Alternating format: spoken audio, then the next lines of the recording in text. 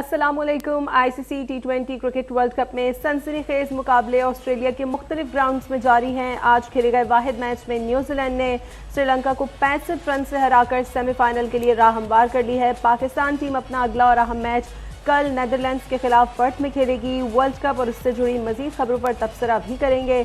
आप देख रहे हैं T20 आलमी कप के खुसूसी नशरियात जुनून अब तक, और मैं हूँ सनिया मलिक। मैं हूं शहजाद खान। कराची स्टूडियो से हमारे साथ हैं अब तक के head of sports Ubaid Awan, और इस्लामाबाद से हमारे साथ हैं स्पोर्ट्स जर्नलिस्ट बुशरा गुल। उबैद से सबसे पहले बात करेंगे। उबैद, पाकिस्तान का मैच कल नेदरलैंड से। नेदरलैंड वैसे तो बहुत छोटी टीम है, लेकिन पाकिस्तान के लिए मैच बड़ा इंपॉर्टेंट है और जाहिर है दोनों के लिए डू और डाई है। जो टीम हारेगी वो बाहर होगी। दोनों ने अब तक दो मैचेस खेले हैं और दोनों हारे हैं। पर्थ का मैदान है। कल फ़खर जमान के बारे में कहा जा रहा है कि वो शायद उनको शामिल किया जाए, तो किसको ड्रॉप किया जा सकता है और फ़खर जमान को लिया जा सकता है? बिस्मिल्लाहिर्रहमानिर्रहीम। जी शहजाद, नीदरलैंड को आपने छोटी टीम कहा, लेकिन उस छोटी टीम ने भी आंखें दिखाना शुरू कर दी हैं। आज उनके कोच ने प्रेस कॉन्फ्रेंस की और उसने कहा कि हम पाकिस्तान को हरा सकते हैं।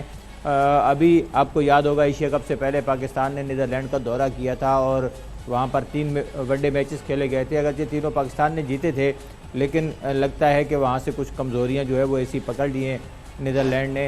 वैसे तो हमारी जो बैटिंग की कमज़ोरियाँ हैं वो सबके सामने हैं, लेकिन अब नीदरलैंड भी ये ख्वाब देखना शुरू कर दिए है कि पाकिस्तान के ख़िलाफ़ हम जीत सकते हैं।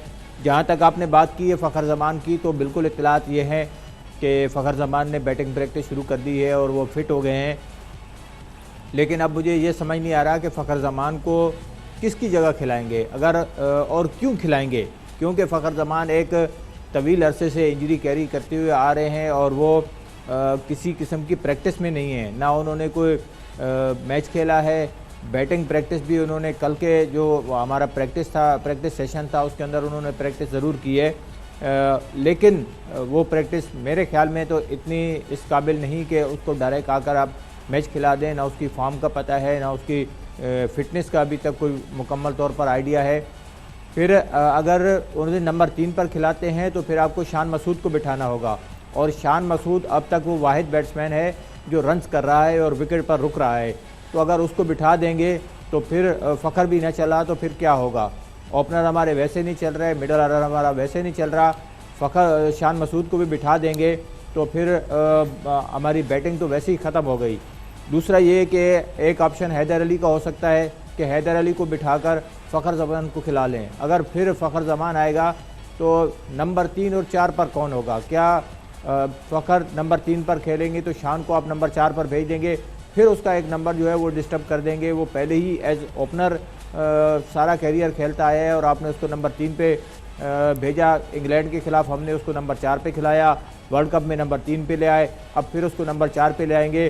तो मेरे ख्याल में कोई स्ट्रेटजी समझ में नहीं आ रही है। हमारी जो टीम इंतज़ामिया है वो भी कन्फ्यूजन का शिकार है। उबैद, अगर देखा जाए पाकिस्तान टीम की जो अगर पिछली परफॉर्मेंसेस देखी जाएं और पिछले मैचेस के कोई भी 2 मैचेस हमें नहीं लगता कि पिछले 7-8 मैचेस में ऑर्डर जो है बैटिंग ऑर्डर सेम रहा होगा, सिवाय बाबर और रिजवान के।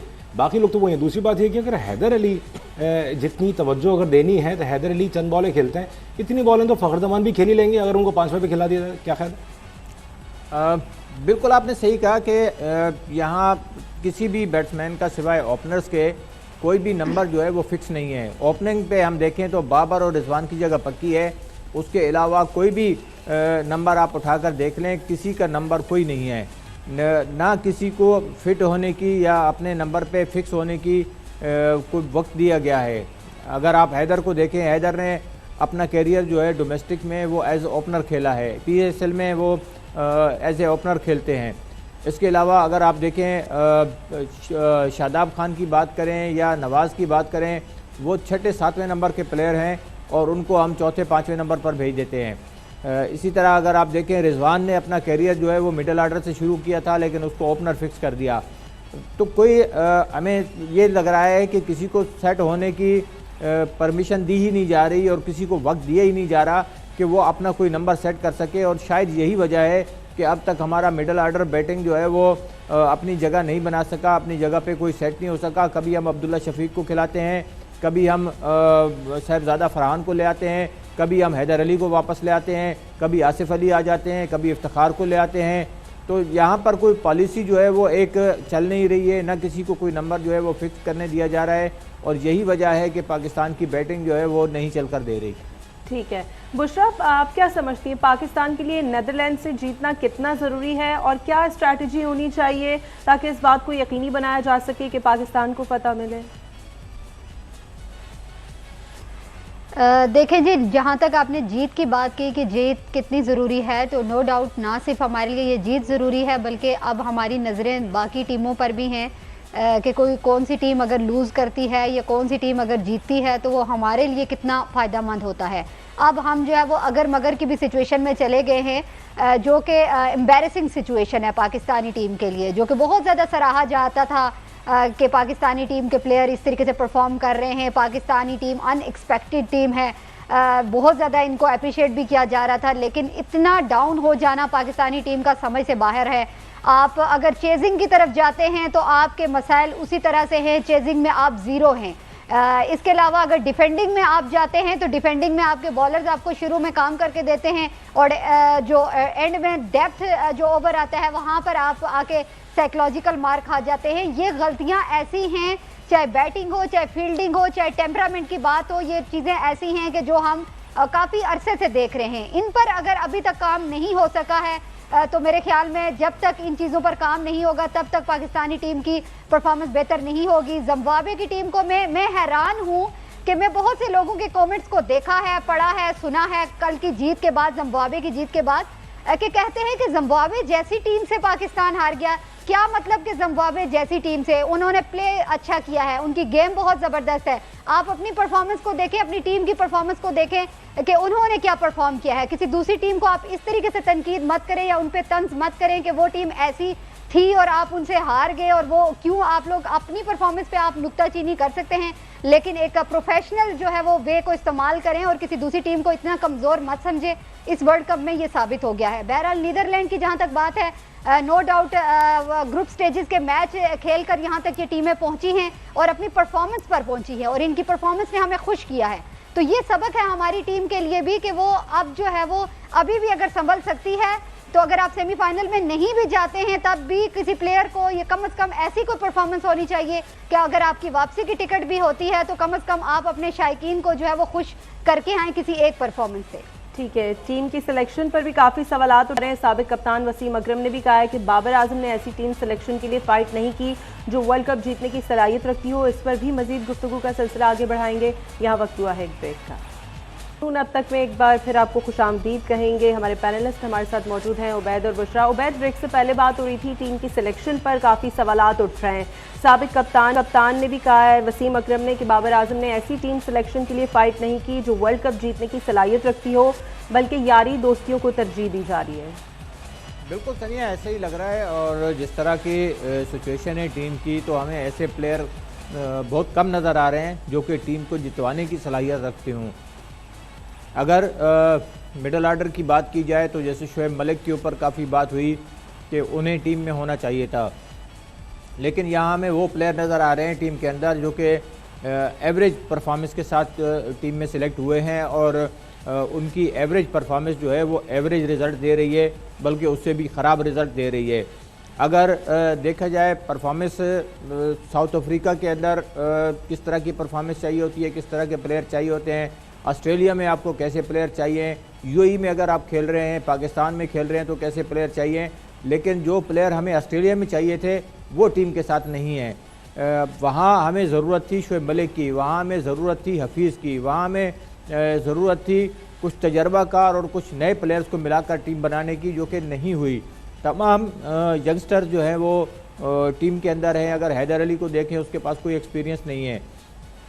अगर आप इसी तरह देखें, नवाज़ को इतना ज़्यादा एक्सपीरियंस नहीं है, लेकिन नवाज़ की परफॉर्मेंस फिर भी रीज़नेबल है।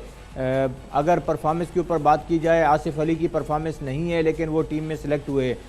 इसी तरह इफ्तिखार की परफॉर्मेंस फिर भी बेहतर है, लेकिन बाकी प्लेयर्स जो अनफिट प्लेयर हैं जो टीम के साथ हैं लेकिन उनकी परफॉर्मेंस नहीं है, उनकी वजह से टीम को नुकसान हो रहा है। और मैं बिल्कुल एग्री करूँगा वसीम अकरम ने जो बात की है कि टीम यारी दोस्ती की बुनियाद पर सिलेक्ट हुई है, टीम मेरिट के ऊपर सेलेक्ट नहीं हुई है, टीम परफॉर्मेंस के ऊपर सेलेक्ट नहीं हुई है, जिसकी वजह से हमें नुकसान का सामना करना पड़ रहा है। सही बुशरा, उबैद वाली बात को ही हम कैरी ऑन करें। अगर यारी दोस्तियां निभानी है तो दुनिया भर के दूसरे बोर्ड्स में जो होता है कि किसी को यारी दोस्ती निभानी है तो उन सबको घर बैठा दिया जाता है और ग्राउंड में परफॉर्मेंस देखी जाती है। हमारे यहाँ आंखें बंद होती हैं लोगों की। ऐसा ही है शहजाद, हमारे यहाँ जो है वो हमेशा से ही उल्टा हिसाब चलता आया है, जो कि अभी तक ये निज़ाम नहीं बदल रहा है। अब इतनी बढ़िया इवेंट आप इसमें आपकी शमूलियत है और आप इसमें क्या स्क्वाड लेकर जा रहे हैं और सारी दुनिया की नज़रें, सबको नज़र आ रहा है कि आप जो है अनफिट खिलाड़ियों के साथ जा रहे हैं, वो खिलाड़ी लेकर जा रहे हैं जो परफॉर्मेंस एक लंबे अरसे से नहीं दे रहे हैं। आपने उनके ऊपर काम किया है और उसके अलावा उन खिलाड़ियों ने क्या काम किया है। मैं तो अब ये कहती हूँ कि मैनेजमेंट में तो जो चल रहा है सो चल रहा है। खिलाड़ियों को अब पाकिस्तानी कौम के लिए एक स्टेप लेना चाहिए। वो खिलाड़ी जो अनफिट हैं, वो खिलाड़ी जिनको अपनी गेम समझ नहीं आ रही है, वो खिलाड़ी जो समझ नहीं पा रहे हैं कि उन्हें अपने आप को इम्प्रूव कैसे करना है, वो खुदारा खुद ही साइड पे हो जाएं ताकि बाकी प्लेयर्स को मौका मिल सके, वो आगे आएँ, अवाम के लिए, पाकिस्तानी टीम के लिए ये स्टेप लें ताकि इतनी ज़्यादा डाउन जो परफॉर्मेंस पाकिस्तानी टीम की है, जो कि दुनिया भर में देखी गई है और दुनिया भर के जो सीनियर प्लेयर्स हैं उन्होंने इस पर तनकीद भी की है कि आप जो है वो अनफिट खिलाड़ियों के साथ जा रहे हैं। ये चीज़ जो है वो काफ़ी क्वेश्चन मार्क होता है आपकी मैनेजमेंट के ऊपर, आपकी सिलेक्शन कमेटी के ऊपर होता है कि किस तरीके के फैसले लिए जाते हैं पाकिस्तानी बोर्ड में। तो इतना ज़्यादा डाउन मत करें पाकिस्तानी बोर्ड को, क्रिकेट बोर्ड को, कि आप वापस जो है वो आपके लिए उठना मुश्किल हो जाए। तो बहुत ज़रूरी है। अब आगे के लिए हम हमेशा से गलतियां करते आए हैं, फिर हम आगे के लिए कहते हैं, उसकी वजह यह है कि हम तवक्को कर रहे हैं कि शायद हम इन गलतियों से सीख लें। लेकिन अब जो जहां पर हम खड़े हैं यहाँ से अब यही लग रहा है कि अगर हम यहाँ से वापस भी आते हैं तो कोई अच्छी परफॉर्मेंस देकर आए, ना कि हम टीमों को कमज़ोर समझकर उनको बहुत ज़्यादा इजी ले लेते हैं या उनके ऊपर तनकीद करना शुरू हो जाते हैं, जो कि सरासर गलत है। और एक प्रोफेशनल टीम है जो है वो इस तरह की एक बात और इसमें ऐड कीजिएगा, एक बात इसमें और ऐड कीजिएगा कि पहले सारी सीरीज जितनी हुई है साल में, उसमें ये बार बार कहा जाता रहा, जब प्लेयर्स का ऑर्डर्स को शफल किया जा रहा था, बार बार ये कहा जाता रहा हम वर्ल्ड कप की तैयारी कर रहे हैं, मुख्तलिफ कॉम्बिनेशन आजमा रहे हैं। तो ये कॉम्बिनेशन आज भी वर्ल्ड कप के बीच में भी आजमाया जा रहा है। जो परफॉर्म नहीं कर रहा वो तो वाज़ेह तौर पे एक घर बैठे आदमी को नजर आ रहा है। सिलेक्शन कमेटी की आंखें क्यों बंद है? ऐसा ही है। मैं ये कहती हूँ कि जब हमारे वार्म अप मैचेस हो रहे थे तो बाकी टीमों के प्लेइंग 11 जो थे वो तकरीबन तैयार थे, लेकिन हम उसमें कंफ्यूज थे कि हमारी प्लेइंग 11 क्या होनी चाहिए, हमें समझ नहीं आ रहा था। हमें अपनी वार्म अप मैचेस में नजर भी आया कि शाहीन फिट नहीं है, शाहीन की वो परफॉर्मेंस उस तरह से नहीं है, उस तरीके से जो है उनकी बॉलिंग में मोमेंटम नहीं है, लेकिन उसके बावजूद हमने उसका हिस्सा बनाया। फिर उसके बावजूद जब हमारा स्क्वाड, सबसे पहले 15 प्लेयर्स का स्क्वाड जब हमारा इधर आया तो उसमें हमारे जो 3 अनफिट खिलाड़ियों को आप लेकर आए हैं, जो कि एक रिस्क होता है। आप ऐसे रिस्क क्यों लेते हैं? आप दौरान बैटिंग या बॉलिंग कोई रिस्क नहीं ले सकते, लेकिन उससे पहले आप बड़े रिस्क ले लेते हैं। एक उम्मीद आप कर लेते हैं कि ये खिलाड़ी फौरी तौर पर जो है वो फिट हो जाएगा, तो ऐसा नहीं होता है। आपको एक टाइम लगता है फिट होने के लिए। तो बहुत ज़रूरी है कि अब आप सेंसेबल जो है क्रिकेट खेलें और सेंसेबल डिसीजन लें, क्योंकि देखिए पाकिस्तानी टीम की परफॉर्मेंस बहुत ज़्यादा डाउन हो रही है। और आप जो है ये वही बात कहूँगी कि जैसे पहले भी बात की कि ये दोस्ती के नाते सिलेक्शन करना आप छोड़ दें। दोस्तियां जो हैं वो क्रिकेट के बाहर रखें, लेकिन जब आप खेल रहे होते हैं, किसी बड़े मेगा इवेंट में आप खेल रहे होते हैं, तो वहाँ पर आपको एक प्रोफेशनल और अच्छी सेंसेबल क्रिकेट खेलनी होती है। मेरे ख्याल में चाहे वो T20 हो, चाहे टेस्ट हो, चाहे वनडे हो, अकॉर्डिंग टू सिचुएशन आपको प्लानिंग को लेकर चलना होता है। तो इसके लिए बहुत ज़रूरी है कि आपकी प्लेइंग 11 किस तरह की होनी चाहिए और आपका कप्तान कैसा होना चाहिए। ठीक है उबैद, कल नेदरलैंड्स के खिलाफ शाहीन शाह अफरीदी को खिलाया जाना चाहिए या फिर उनकी जगह नसीम शाह या मोहम्मद हसनैन को मौका दिया जा सकता है? देखिए सनिया, पिछले जो मैचेस हमने देखे हैं तो उसमें शाहीन शाह की परफॉर्मेंस ने हमें मुतासर नहीं किया। अगर देखा जाए नसीम शाह को तो बड़ी अच्छी सीरीज़ खेली थी उसने। एशिया कप की परफॉर्मेंस अगर देखें या होम सीरीज़ में देखें तो मेरे ख्याल में नसीम शाह का मौका बनता है, उसका हक बनता है कि अगर पूरी तरह फिट नहीं है शाहीन शाह अफरीदी तो फिर नसीम शाह को ज़रूर खिलाना चाहिए। और अगर नसीम शाह की परफॉर्मेंस कप्तान समझता है कि ऐसी नहीं है या टीम मैनेजमेंट समझती है कि जो हमारे प्रैक्टिस सेशन वहाँ पर हो रहे हैं या वहाँ जो उसने बॉलिंग की है वो अप टू द मार्क नहीं है, तो फिर हसनैन का मौका बनता है कि हसनैन ने वहाँ पर बिग बैश खेली हुई है, हसनैन को तजर्बा है ऑस्ट्रेलिया में खेलने का, तो फिर मेरे ख्याल में हसनैन को ज़रूर मौका दिया जाना चाहिए, क्योंकि पर्थ की विकेट पर हमारे पास बॉलर्स जो है वो तगड़े होने चाहिए। हमारे बॉलिंग लाइन जो है, हमने जिम्बाब्वे के खिलाफ भी देखा कि पावर प्ले में तो अगरचे ज़्यादा मुतासर कुन नहीं रहे, लेकिन उसके बाद वसीम जूनियर ने जिस तरह से बॉलिंग की तो मेरे ख्याल में वो एक वाज़े फ़र्क था। तो नीदरलैंड के खिलाफ भी हमें अपने फास्ट बॉलर का सेक्शन जो है कम से कम 4 फास्ट बॉलर के साथ जाना चाहिए। ठीक है, कल के मैच में, कल 3 मैचेस हैं, तीनों मैचेस बहुत इंपॉर्टेंट है। और इस गोरखधन पाकिस्तान के लिए क्या इंपॉर्टेंट बात है, एक छोटे से ब्रेक के जाने में हमें जाना है, ब्रेक के बाद जब वापस आएंगे तो इस बारे में बात करेंगे कि कल होने वाले तीनों मैचेस का पाकिस्तान से क्या ताल्लुक है। एक ब्रेक के बाद वापस आते हैं, हम देखते रहेंगे जुनून। कल है वर्ल्ड कप में 3 मैचेस, जिसमें एक मैच पाकिस्तान का है और बाकी मैच जिम्बाब्वे और बांग्लादेश के हैं, जबकि भारत और जनूबी अफ्रीका का मैच भी है। इन तीनों मैचेस का पाकिस्तान पे क्या असर हो सकता है, उबैद के जाने चलेंगे। उबैद, ये तो अच्छा खासा गोरख धंधा है, हम पहले भी बात कर रहे थे कि पाकिस्तान टीम अगर ठीक से परफॉर्म कर ले तो उसको मोजज़ात की, मिरेकल्स की जरूरत नहीं है। कल क्या होने जा रहा है? बिल्कुल शहजाद, कल 3 मैचें हैं और तीनों मैचेस जो है वो ग्रुप बी के हैं और इस ग्रुप में पाकिस्तान भी है। पाकिस्तान का मैच नीदरलैंड से है और बाकी जो 2 मैच हैं वो भी पाकिस्तान के लिए बहुत अहम है। एक मैच जो है वो साउथ अफ्रीका और इंडिया का है। इस मैच का नतीजा पाकिस्तान के ऊपर बड़ा असरअंदाज होगा, क्योंकि अगर साउथ अफ्रीका की टीम ने इंडिया को हरा दिया तो फिर पाकिस्तान बाहर हो जाएगा और साउथ अफ्रीका और इंडिया की टीमें जो है वो क्वालिफाई कर लेंगी सेमीफाइनल के लिए। इसी तरह जिम्बाब्वे और बांग्लादेश का मैच जो है वो भी बहुत इम्पोर्टेंट है और अगर जिम्बाब्वे जीत गया तो फिर वो असरअंदाज हो सकता है पाकिस्तान और साउथ अफ्रीका के ऊपर और वो एक ख़तरनाक टीम बन जाएगी।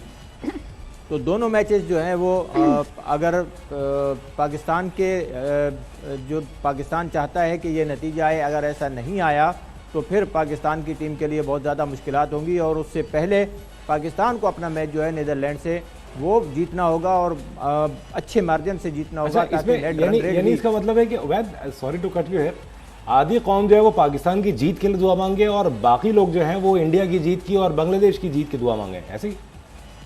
बिल्कुल बिल्कुल ऐसे ही है। और कल पाकिस्तान के साथ हमें भारत की जीत के लिए भी दुआ मांगनी है कि भारत साउथ अफ्रीका को हरा दे तो फिर हमारे कुछ चांस बने, क्योंकि पाकिस्तान अगर नीदरलैंड को हरा देता है तो फिर उसके साथ रन रेट भी देखा जाएगा। पाकिस्तान ने जो पिछले 2 मैच हारे हैं वो बिल्कुल आखिरी बॉल पर आकर हारे हैं, तो इसलिए पाकिस्तान का रन रेट इतना ज़्यादा नीचे नहीं है।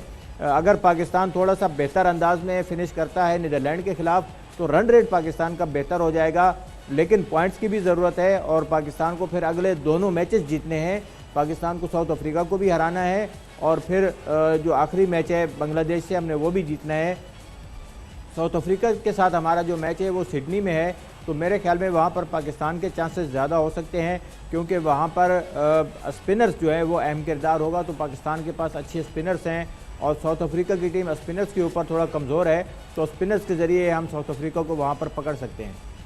ठीक है बुशरा, साबिक इंग्लिश खिलाड़ी केविन पेटरसन ने सवाल उठाया है कि आईसीसी ने T20 वर्ल्ड कप जनवरी-फरवरी में क्यों नहीं कराया जब ऑस्ट्रेलिया में बारिश का मौसम नहीं होता। क्या कहती हैं कि आईसीसी की प्लानिंग की गलती है? बिल्कुल सनिया, देखें अगर हम तो अभी तक बारिश ने बहुत ज़्यादा टीमों के मैचेस को नुकसान भी पहुंचाया है और जहां तक इस बयान की बात है तो मैं इसे एग्री करती हूं कि इतना बड़ा मेगा इवेंट आप करवाने जा रहे हैं और उससे पहले आप वेदर एडवाइजरी को देखना बहुत ज़रूरी होता है और अकॉर्डिंग टू वेदर एडवाइजरी आप उसको आगे भी ट्रांसफ़र कर सकते थे, थोड़ा लेट कर सकते थे या फिर जो है वो आप रिज़र्व डेज़ की तरफ भी जा सकते थे, ताकि इस तरह की जब डिस्टर्बेंस आती है या बारिश की वजह से मैच नहीं होता है या कम ओवर्स का हो जाता है तो मेरे ख्याल में वो मैच का मज़ा नहीं रहता है।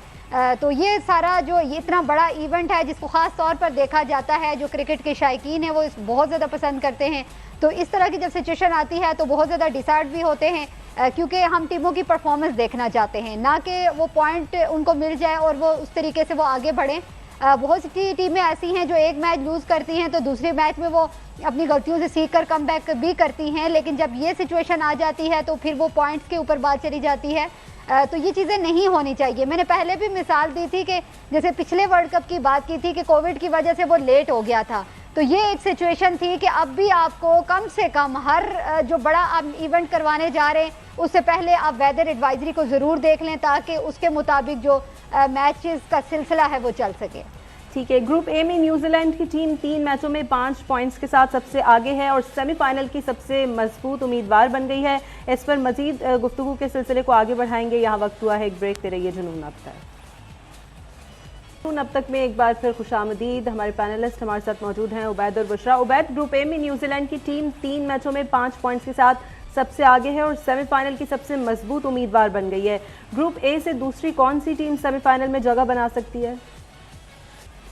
वक्त अगर ग्रुप ए की सूरत हाल देखें तो न्यूजीलैंड की टीम जो है वो सेफ साइड पे नज़र आ रही है और हम कह सकते हैं कि तकरीबन उसने क्वालिफाई कर लिया। अभी कंफर्म नहीं है क्योंकि अभी बाकी मैचेस बाकी हैं, लेकिन जहां तक आपने बात की है दूसरी टीम की, तो दूसरी नंबर पर 3 टीमें हैं, ऑस्ट्रेलिया, इंग्लैंड और आयरलैंड। इन तीनों के पास 3-3 पॉइंट हैं और इनके 2-2 मैचेस बाकी हैं, जबकि श्रीलंका के पास 2 पॉइंट हैं लेकिन उसके पास अब मेरे ख्याल में 1 मैच बाकी रह गया है श्रीलंका का।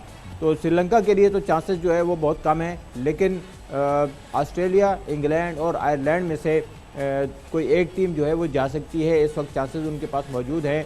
ऑस्ट्रेलिया की जहाँ तक बात है तो इस वक्त वो चौथे नंबर पर खड़ी है, लेकिन उसके पास पॉइंट तो 3 है लेकिन रन रेट उसका जो है वो सबसे कम है।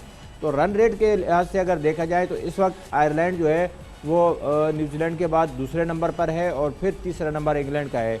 तो इंग्लैंड और आयरलैंड इस वक्त मजबूत लग रही हैं कि वो पहुंचेगी, और ऑस्ट्रेलिया की टीम अगर ना पहुंची तो फिर ये ऑस्ट्रेलिया के लिए बहुत न सिर्फ एम्बेरसिंग होगा बल्कि वो डिफेंडिंग चैम्पियन है और सेमीफाइनल से पहले ही अपने जो एजाज़ है उससे महरूम हो जाएगी। सही। अच्छा, बुशरा की जाना पाएंगे। बुशरा, वैसे तो इस बात में बहुत यानी हंसी भी आ सकती है, आप प्लीज़ उसको कंट्रोल कीजिएगा। क्रिकेट बाय चांस हमने बहुत बार सुना है बहुत लोगों से, लेकिन अब जो है क्रिकेट जस्ट बाय चांस नहीं है, बाय परफॉर्मेंस भी है। तो क्या इन सारी बातों को मद्देनजर रखते हुए सवाल ये है कि क्या पाकिस्तान की टीम सेमीफाइनल में जाती नजर आती है आपको? आपने जहां तक बात की क्रिकेट बाय चांस, अगर ये चीज़ चलेगी तो ये शायद हमारी तरफ ही चलेगी, बाकी टीमें इसको नहीं देख रही हैं क्योंकि बाकी टीमें परफॉर्म कर रही हैं और हमारी जो परफॉर्मेंस है वो किसी साइड पे भी सेट नहीं हो पा रही है। हम कभी टॉस के ऊपर डाल देते हैं कि टॉस हम नहीं जीत सके, हमने ये फैसला लेना था, कभी हम वेदर के ऊपर डाल देते हैं कि हमारे साथ ये मसला हो गया था। तो ये जो लॉजिक हैं जो कि लॉजिक नहीं होने चाहिए ये हमारी तरफ हैं। तो मेरे ख्याल में परफॉर्मेंस वाकई बहुत ज़्यादा मैटर करती है और अच्छी जो टीमें होती हैं, प्रोफेशनल जो टीमें होती हैं, वो अपनी परफॉर्मेंस से जो है वो साबित करती हैं कि आपने आगे आना है और क्या चीज़ है जो इम्पॉसिबल है आप उसको पॉसिबल भी कर सकते हैं। आपके सामने सारी मिसालें हैं कि इंडिया जो है हारता हुआ मैच हमसे जीत गया, जिम्बाब्वे हमसे हारता हुआ मैच जीत गया, तो और क्या आपको मिसाल चाहिए परफॉर्मेंस की। तो अब सीखना बहुत ज़रूरी है। मेरे ख्याल में बड़े सख्त डिसीजन आगे के लिए लेना होंगे क्योंकि परफॉर्मेंस में टीम का आना ये पूरी दुनिया देख रही होती है, तमाम टीमों की परफॉर्मेंस, और हम बहुत ज़्यादा डाउन हो चुके हैं। दुनिया के सामने जग हसाई का मटेरियल, मीम मटेरियल बन जाती है पाकिस्तान टीम जब इस तरह परफॉर्म करती है। और न सिर्फ ये कि पाकिस्तानियों को मायूसी होती है बल्कि जो क्रिकेट के जो लवर्स हैं वो पाकिस्तान टीम वो ख़ास तौर पे एक ऐसा प्लेयर जो कि परफॉर्म कर रहा, जब वो टीम में मौजूद होता है तो न सिर्फ ये कि वो टीम को ख़राब करता है बल्कि वो किसी इंपॉर्टेंट शख्स की जगह भी यूटिलाइज कर लेता है। आज के प्रोग्राम के लिए इतना ही। आप देख रहे थे जुनून अब तक।